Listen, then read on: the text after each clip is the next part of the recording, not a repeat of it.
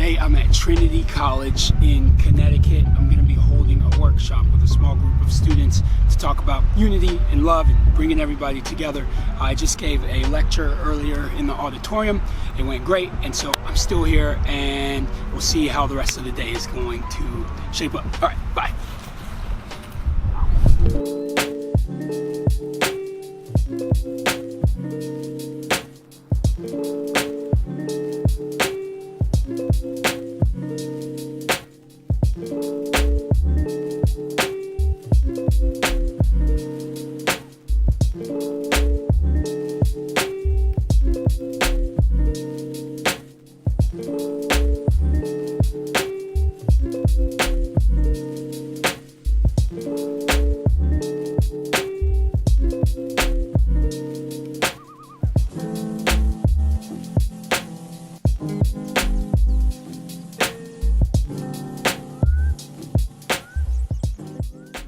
You guys made it. What up? Cool. Yes, absolutely. Awesome.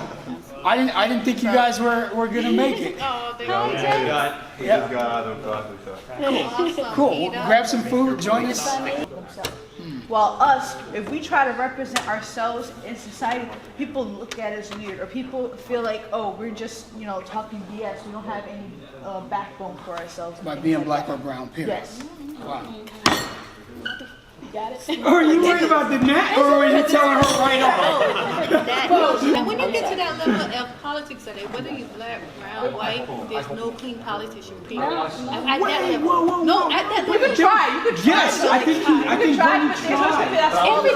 Everybody. You can try. I'm going to then, just to prove your theory incorrect. Okay, let's go. In 2020, you know where I'm going, right? You know where I'm going. In 2020, huh? Kanye? No, forget Kanye. No, that man's not even mentally stable. In 2020, I will run a campaign for the people, and I will come hang out with the people. I will stay with the people. 4 years from now, I want you guys to come and check up on me. I'm going to bring you guys to wherever I am, and I'm going to tell you guys. I'm going to hold you to your corruption. No corruption. No corruption. Right? It's recording.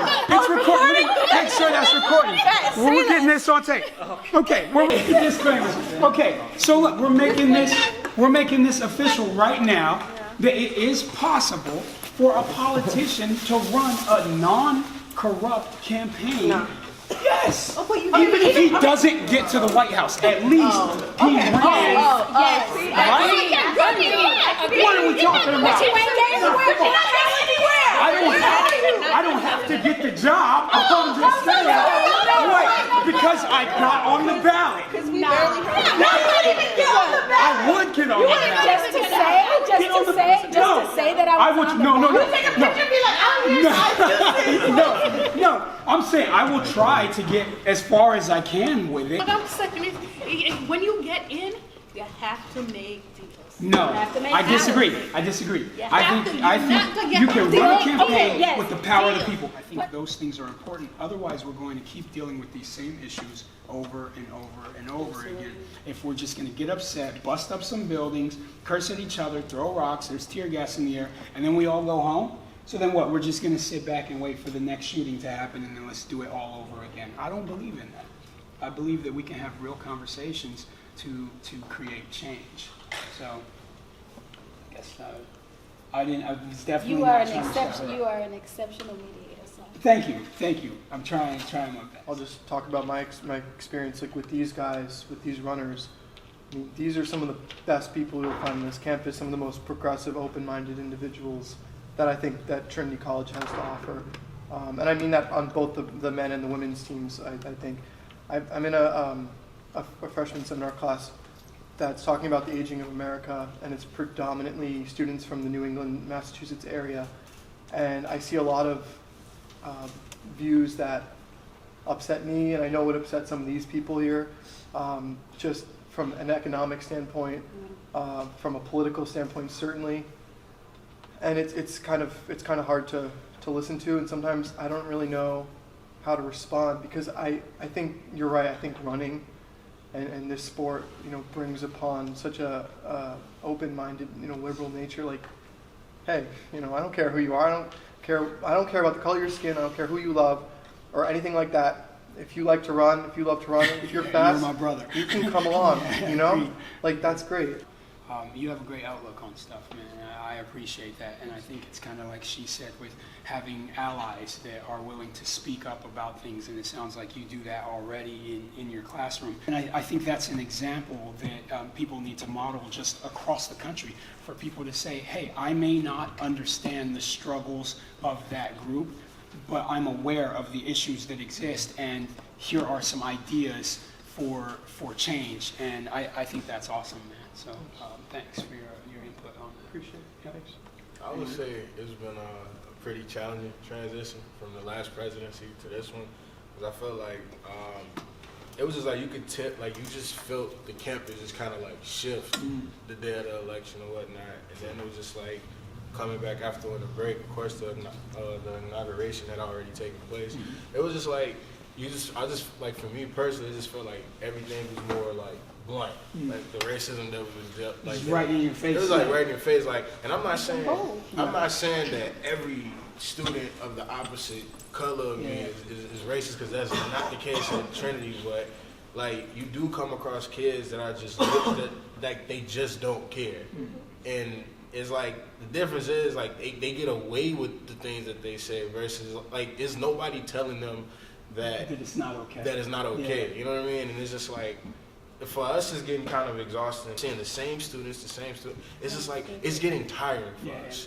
And it's just like, although it's getting tiring, this is a conversation that needs to happen. So it's just for me, it's just like, I'm just curious as to like, how can we extend this conversation to reach the greater majority, like the majority of campus? It's the dialogue, it's the communication that I have with people when I'm out at these things. Trust me, I do not wake up in the morning and say, let me go to this KKK rally and go talk. So, That's the least that you want. That's the last thing I'm But that's thinking the about. vehicle to get. It's exactly, because they see free hugs on my shirt. They say that's not someone that's coming in here to curse us out, attack us. It's mostly about the dialogue that I get to have with people on all sides, right? The fact that I can go in and speak at a police graduation, but also speak at a Black Lives Matter rally as a guest speaker, speak at the NAACP as a guest speaker. Very few speakers are able to cross over all of these lines to be able to talk to people. During the election, they invited me out to some motorcycle rally in the middle of like Ohio somewhere and asked if my wife was like, no, that's a setup, right? And so I didn't go. But I mean, the fact that those groups are like, we'd like to hear him speak too.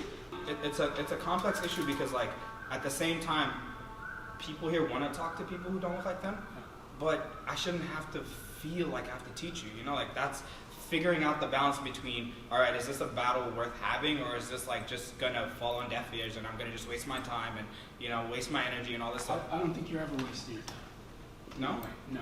I think that if it's an ongoing conversation, then we continue having that conversation, because we are backtracking right now. We know that, and so if we're not continuing these conversations, hate groups are on the rise across the country. You can look at it statistically to know that. And so the number one tool that we have is our voice, to be able to educate people.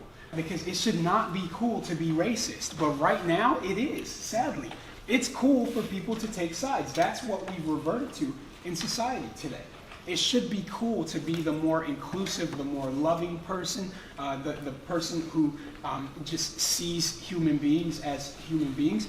That should be what's cool. But continue to educate, man. I don't think you should ever stop that. That's part of the struggle. Just think about if you were alive during the civil rights era, sitting at a counter. Can you imagine what that was like for them, saying, it is taxing to sit at this counter and get milkshakes poured on me. It is taxing to sit at this counter and see my sister's hair get set on fire right beside me. It is taxing to be drugged off of this seat and be stomped here. But guess what happened? Eventually, they desegregated those counters, and it was through those forms of peaceful resistance and nonviolent resistance, because if there were uprisings constantly, well, now you're giving power to the man to throw you in jail, brutalize you, or kill you. So then you just end up another dead man for what?